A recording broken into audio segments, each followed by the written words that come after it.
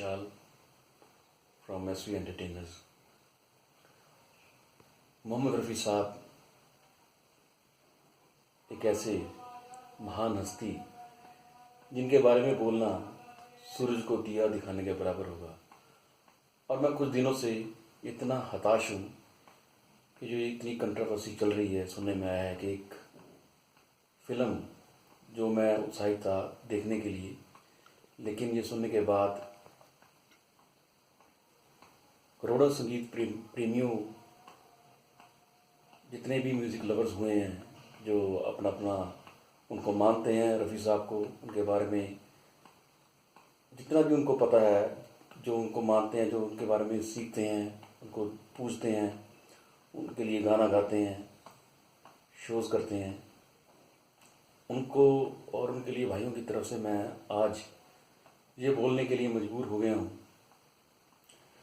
करण जौहर साहब एक बहुत ही उच्च श्रेणी के डायरेक्टर, म्यूज़िक डायरेक्टर हैं, जिनको हम सब मानते हैं, लेकिन इतनी बचकानी हरकत उन्होंने की कि 125 करोड़ हिंदुस्तानियों का दिल उन्होंने आज तोड़ दिया। और उसी वजह से आज ये फ़िल्म, जो मूवी है, जो हमने सोचा था कि ये हम फैमिली के साथ ये मूवी देखेंगे, लेकिन इस डायलॉग की वजह से, जो मैं अपनी ज़ुबान पे भी लाना नहीं चाहता, ये कैसे उन्होंने पास कर दिया कि एक इतनी महान हस्ती के बारे में उन्होंने बोला, मोहम्मद रफ़ी साहब के बारे में, कि वो गाते कम थे और रोते ज़्यादा थे। इतने रियलिटी शोज़ में ये जाते हैं, इतने जजेस बनते हैं, तो इस नाचीज़ इंसान को इतना भी नहीं पता कि आप किस के बारे में ये बात कर रहे हैं। तो मेरे पास उनके लिए शब्द नहीं है उनको अपशब्द कहने के लिए। तो आज के बाद करण जौहर की जो थोड़ी बहुत इज्जत हमारे मन में थी, वो उन्होंने अपनी खुद इज्जत गंवा बैठे हैं।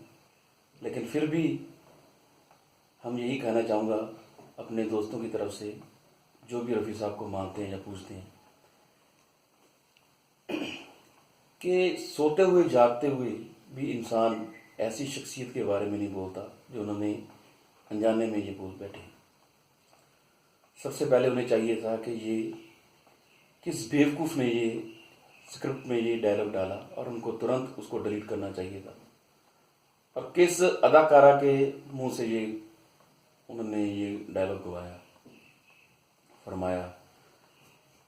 अब मैं आपसे बात कर रहा हूँ लुधियाना, पंजाब स्टेट की तरफ से, कि और कितने सिंगर्स हैं जो उनको पूछते हैं स्टेज पे चढ़ने के लिए, जब जाते हैं, जो उनको गाते हैं। कोई भी ऐसा अगर सिंगर ये दावा करे कि किसी शो में उनके गीतों के बगैर कोई शो हिट हो, या कोई शो में कोई गीत उनका ना फरमाया जाए, या किशोर साहब हो, या मुकेश जी हों, या लता जी का कोई गीत हो, या मोहम्मद रफ़ी साहब तो हैं ही हैं, तो मैं अपना सर कलम करने को तैयार हूँ। कोई भी गीत, कोई भी महफिल, कोई भी शो उनके बगैर मुकम्मल नहीं होता। और मैं हताश हूँ, बहुत हताश हूँ। और उसकी एक वजह और भी है कि मेरे लुधियाना वासियों की तरफ से कोई आवाज़ अब तक नहीं उठाई गई। मैं अपने भाइयों से, जितने म्यूज़िक लवर्स हैं, जितने भी सिंगर्स हैं, चाहे छोटे हैं या बड़े हैं, कि अब तक उन्होंने कोई भी ऐसी आवाज़ क्यों नहीं उठाई।